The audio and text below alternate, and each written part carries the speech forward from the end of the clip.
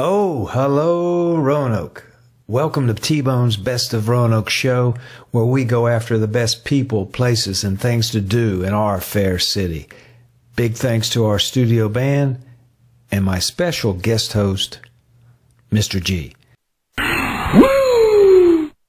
Now, on with the show.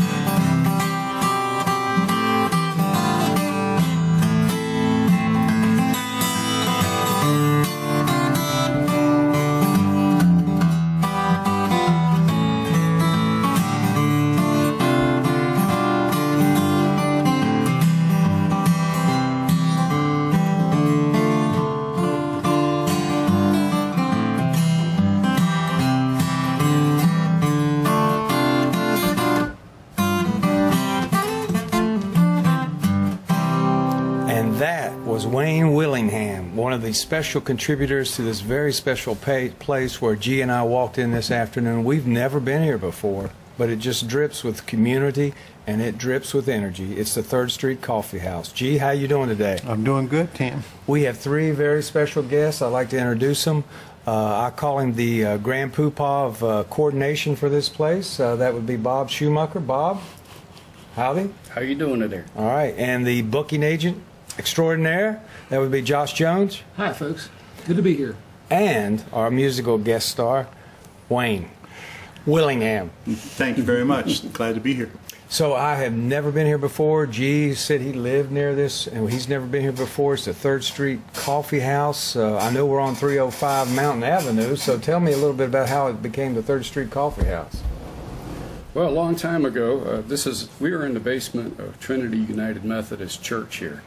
And a lot of folks don't really know we're here because we don't have a large sign, and it's not like a regular venue that you know exactly what it is all day every day. But the thing of it is, back in the 1920s, this was a Boy Scout troop. This is where the Boy Scouts met, and we have the pine logs on the walls, and they originally came from when they cut the trees out of Smith Park. And they created this wonderful venue here with not only the pine logs, but also the footprints on the ceiling. Well, tell us about the footprints on the ceiling. You walk in and you're surrounded by logs, and it's a basement like no other, but there's footprints on the ceiling. Yeah. Now, how did the footprints get there? That's typically not where I'll find a footprint. Yes, probably not. What it is, when the Boy Scouts had this space, when they had their different promotion ceremonies, like for instance Order of the Arrow, it's one step below Eagle Scout, they would literally hold the kids upside down with ink on their feet and put their footprints on the ceiling. And the footprints, the earliest footprints, go back to like 1922, and the Boy Scouts had this all the way through the early 60s. And so we have footprints all over the place, and they have different names of all the different scouts that have been through here, each one with the name and the date. And it gives, next to their footprints? Yes, yep.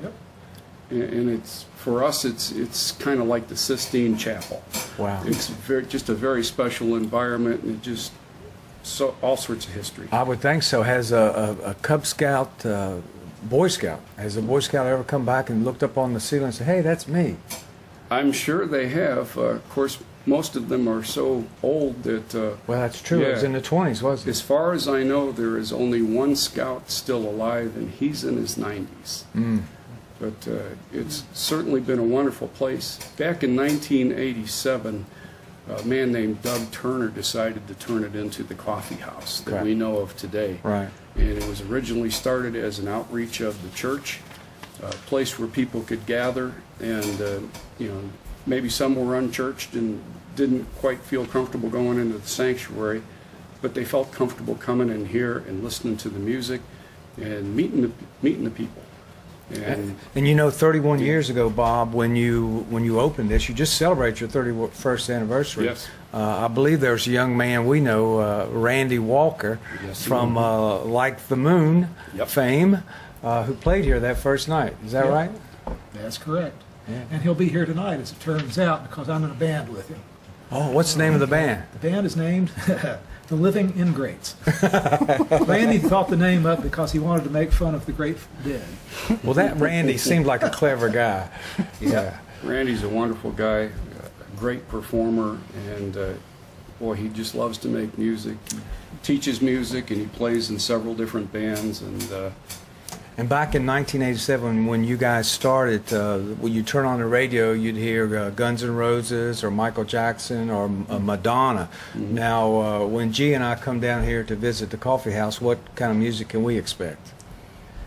There are, mostly I try to find folk, bluegrass, some light country. We've tried some louder music, but the audience doesn't take well to it, and it's a pretty small, intimate venue, and that just hasn't worked out as well for us.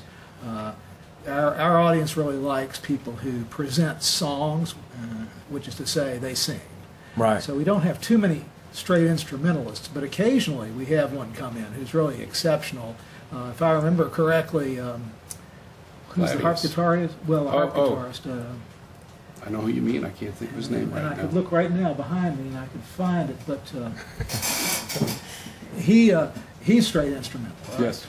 Well, he sings. No, he sings too. Does he sing? Andrew Casab. Andrew Casab. When you say Heart, you mean Heart the group? No, sorry, harp. Harp. Oh, okay. It's a special guitar, and of course your radio audience won't be able to see it, but that guitar you see on that poster is a harp guitar, and it has guitar strings like a regular guitar, but it also has anywhere from 7 to 12 strings separate that he plays in between playing the guitar, which is a harp kind of thing. So it literally is two instruments in one. Well, to your credit, being here 31 years, you've outlasted all that other contemporary music back then. Yeah. So you're still going strong. Wayne, do you perform here sometimes, or you just drop in? This is my first time. I'm actually from Fort Worth, Texas, and I'm starting to tour, doing basically a singer-songwriter circuit. And Third Street Coffeehouse and I got together and found a date or two that we might be able to do, and this is the first one.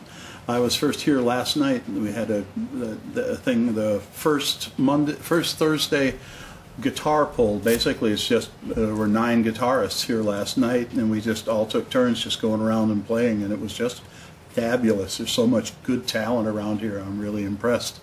Good. Well, welcome to Roanoke. Thank you. Now, let's set the schedule here too. You guys are only open on Friday nights as far as the regular performances. Is that right? Shows. We have an opening act of someone is an opening act, and then we have a feature.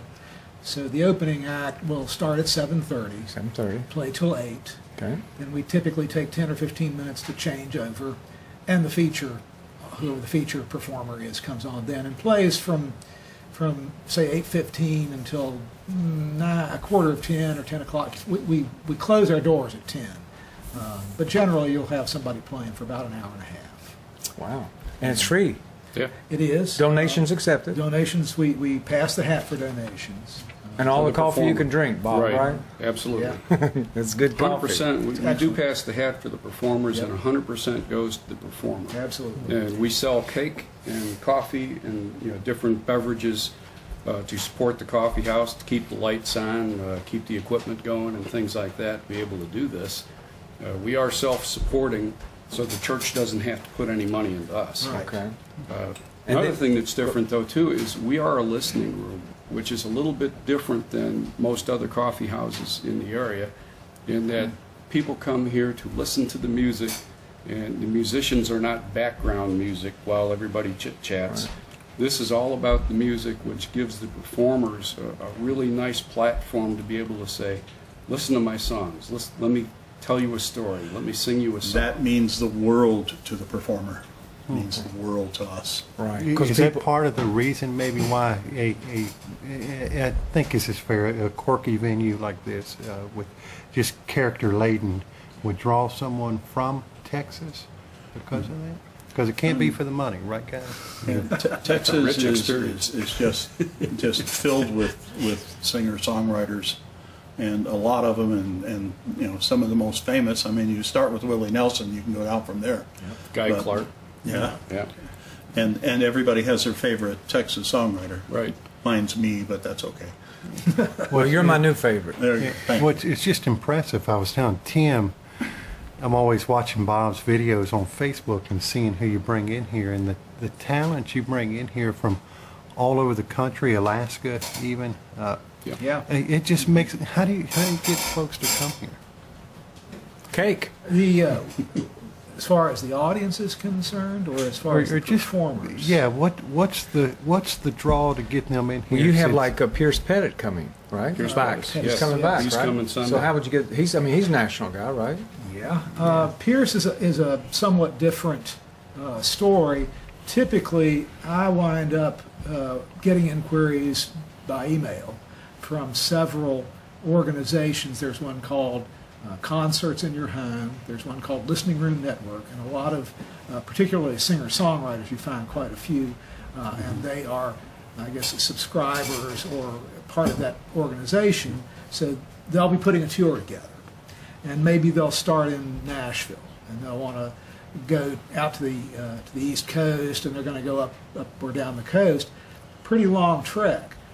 Roanoke winds up being a pretty good stopping point where they can, stop, take a breath, make a little money, and keep on going, and it works into their tour. So we found quite a few really superb musicians.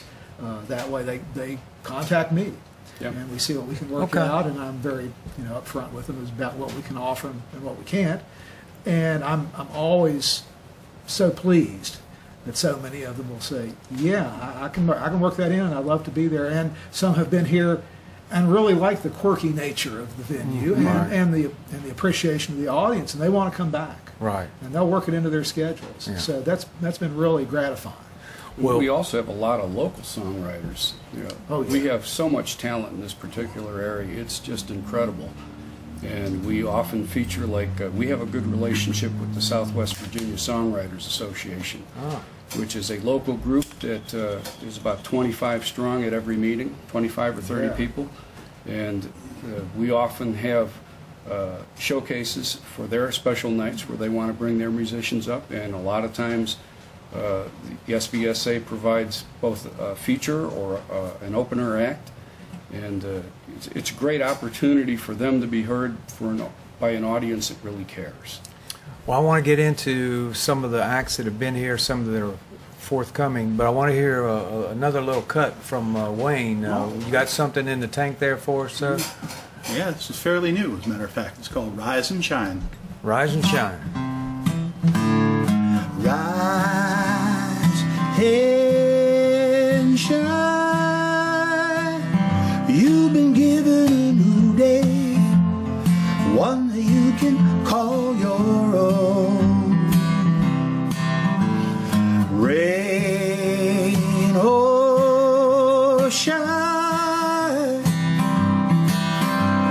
sunny or gray, take it away, make it the very best day you've ever known. Sometimes the best you can do will only happen if you rise and shine.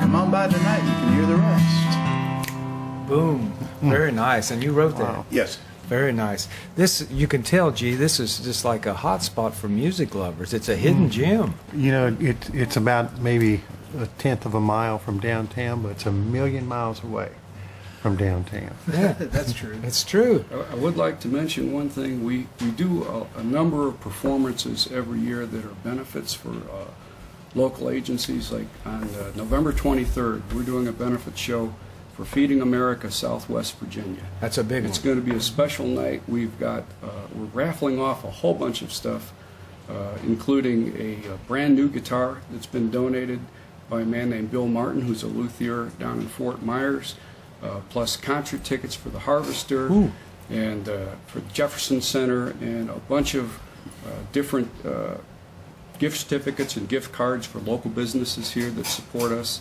and we appreciate that so much.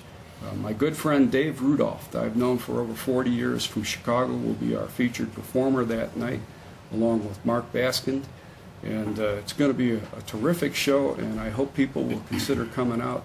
That's November 23rd from 7:30 to 10 o'clock. You can find all the information out on Facebook, or check our Facebook page, 3rd Street Coffeehouse. And it's going to be a great show. I hope everybody will come out and support that, because it's a great cause. It's an important thing in the valley to help feed our neighbors. Starts at 7:30? 7:30. Starts at 7:30. Doors open at 7 o'clock, Okay. 7 like any other Friday night. Okay, Yep. doors open at 7. And then, so you've got some great raffle tickets there. Yes. Yes, Harvester we- caught my ear. So people will come in and they can just That's buy right. a raffle ticket. That's right. That's Wow. right. You buy a Wow. single raffle ticket for $500 or $5. Whatever you like. Yeah, we can Whichever take you that to prefer. $5 or 6 for $25, and you may walk away with a $900 guitar, brand new guitar. Then I have to take guitar lessons. Or you We'll worry could about that walk later. away with some concert tickets, or you could walk away with some tickets to one of the local restaurants. It's going to be a great night. It will be a great night. And you also, that's every Friday, you have these regular nights. Thursdays, once a month, you have a guitar pull or a jam session. And then do you have like an open mic night too? Yes, third Thursdays. The third Thursday of every month is open mic. Now, is that a way for a person to kind of learn their craft or experiment? Or, Yeah, and I emphasize the performers that I have been able to book out of town, but to reinforce something that Bob said, we have a marvelously talented group of people here locally, and whenever I can get local artists, I really want to do that. One way we kind of check them, an open mic is a really good way to do that, is we like to get them up on stage in front of a microphone and just see how well they can manage that and how the audience, whoever hears, is taking to them. And if they can convince us that, they're ready to go, they're ready to play half a dozen songs, Right. and they can get through that comfortably, Okay. then we'll book them as an opener. Okay. And if that works out, they go 2 or 3 times there maybe, then we'll book them as a feature. Okay. And we have a lot of people, too, that are actually recording artists that Oh, yeah. tour regularly, and they come down here to try out new material or to, just keep everything fresh. And so, I mean, it's a wide range of people, everything from people who are new to the stage to people who have 30, 40 years of experience as a touring professional. Well, one thing I can sense here, Wayne, is one of my favorite performers live is Lyle Lovett. You ever heard of that guy? I have seen him in Fort Worth many times. Many times. But one of the things I like about seeing him is he'll interact with the audience. Do you have that ability to do that here in this kind of venue? Oh yeah, this is it's its own venue, but you might as well be in your living room. You're with friends. That's Exactly. the kind of atmosphere and vibe That's that what we you want. get from the place. I like that. From the first time I heard of 3rd Street, I'm doing this online and figuring out what's what. But everything that I read and saw about it and all the comments were, I want to play here. The footprints didn't scare you off. Nah. I guess there's a spot for mine, but I got size 12. So We got to flip you upside down. There you go. yeah, you guys are going to have to lift me. That's your problem. Well, we'll work on that. Okay. So how many music lovers can fit in here? Well, I think the fire department says you can get like 99 in here. I think about 60 people is really crowded. It's very crowded. It's 60. we've 40 is a comfortable crowd. I Gotcha. think.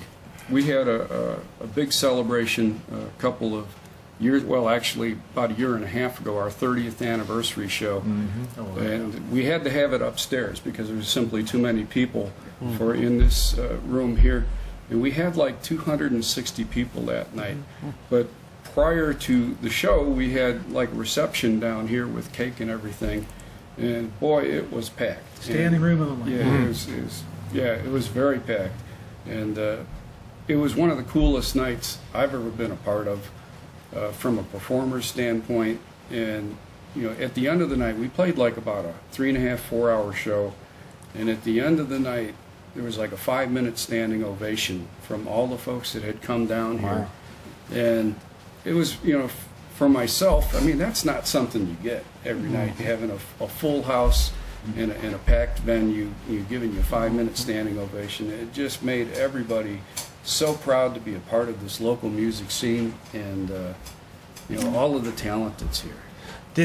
Did I see this right? Did All Things Considered do a segment on this? Yes. Yes. National Public Radio? Luke Church came down. Tell us about it. Well, Luke's with WVTF, and Okay. that's a local NPR affiliate. Right. And as part of the promotion for the 30th anniversary, he came down and did a little segment, did an interview with myself and with Marion McConnell. Mm-hmm. And we talked a little bit about the Coffeehouse and the history of it. And that became part of the All Things Considered program on NPR. Nice. And so we were very happy and proud to be a part of that. And both Luke and Tad Dickens are big supporters of the Coffee House, and we appreciate it so much, what you guys do to help promote live local music, not only here, but all throughout Southwest Virginia. It's just a great place. Yeah, I hear that consistently. What a rich bed of talent we have here. Yes. And that's part of what we're doing is we're going around and meeting all these people. Yep. Very impressive. Well, some of the artists who have been here, there's local artists, there's probably regional artists, and there's certainly people from Texas and all over. But tell us some of your highlights as far as performers who've come through here, memorable ones. Well, one that really stood out for me, and I'm sure other people have favorites, but there was a fellow here who had lived in Alaska for a long time named Cray Van Kirk. And Cray was marvelous.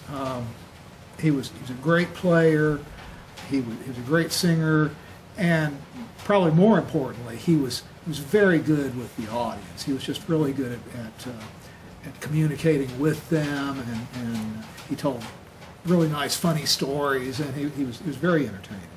Trying to think who else I would pick out. Sean Byrne. Oh, yeah. Sean Byrne From Nashville. From Nashville. He and his wife, when she was pregnant, came here in their RV and played, and they haven't been back yet, but they've tried. They had a problem. Yeah, their RV broke down. Yeah, their RV broke down, yeah. but they were going to be here again, and he's already contacted me and said, yeah, I'll reschedule as soon as we get my next tour put together. Has the baby been delivered Yes, yet? yes. Everybody was happy, and so that was all good. And trying to think of, I mean, there have Roy been and many Kim of them. Schneider. Boy, I tell you what, they Clay put Parker and Jody James. Oh, yeah, I mean, absolutely. there have been some really fine. Illy Amy last Illy month. Amy, yeah. Illy Amy. They were yeah. really unusual and very entertaining. Oh my trio. goodness, man, they had, were lively. There was a fellow who played the most Rob. percussive guitar, Rob. Can't remember his last name right now. His wife played an electric cello, and then can't remember the girl, Heather. Heather, yeah. played, did percussion, played guitar. They all sang beautifully. Oh, and, It was- and the lyrics. I mean, just sometimes performance. people Yeah. kind of play almost past the audience. Right. They just don't make the connection. These guys, unfamiliar material, had the audience in the palm of their hand. Oh man, they were just excellent. engaged. They were Yeah. very, very good. Right. So And in an environment where there's 40 people and you're right here, Oh yeah. how electric is that? Oh yeah. Can you bring children in here? Oh, yeah. I Oh, know yeah. there's no They're alcohol. in absolutely here. family Yeah. friendly. Yeah, absolutely. No alcohol. We in our information sheet always point out this is family friendly. I mean, an occasional curse word, maybe, Yeah. but I believe even in what you give to the artists who are going Right. to appear, you mentioned that it is a Right. family-oriented show, Right. which I'm just great with. Yeah. Yeah. And I find that if their show is such that they don't want to restrict themselves to that, that's fine. Right. And they just turn us down. And that's exactly what I want.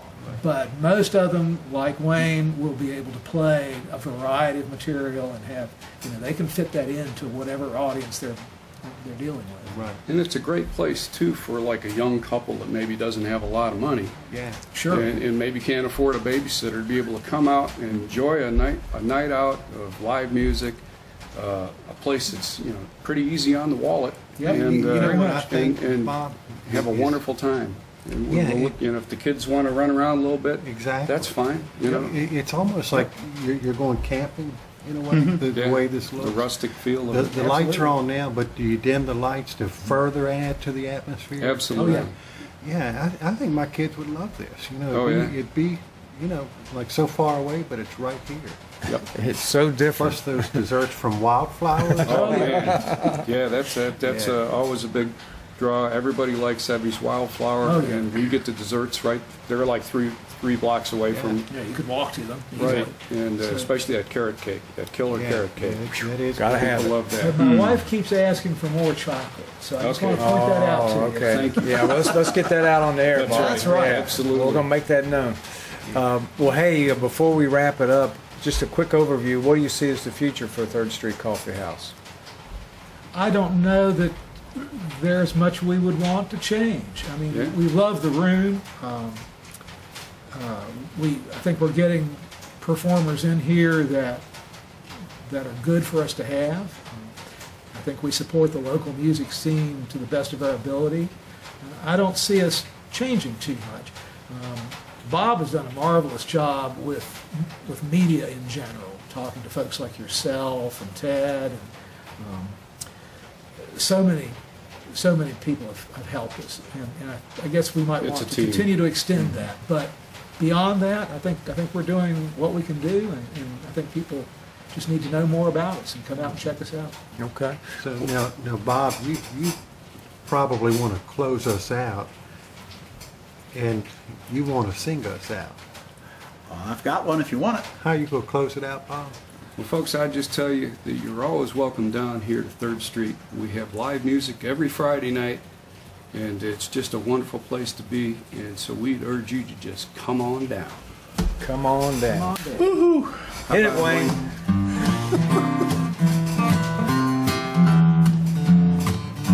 We used to go there after school, drinking cokes, playing pool, cracking jokes and act a fool. We always thought that we was cool. We was hanging down in Mickey's basement, down in Mickey's basement. Mick dug blues, I was kind of a rocker. We listened to the Who and a little Joe Cocker. Queens of Clearwater, oh, the Grateful Dead. Beatles sent us a subliminal message. We didn't believe it. Bought all the records, played it backwards, played it slow, played it long and loud in Mickey's basement. We were down in Mickey's basement. We were down in Mickey's basement.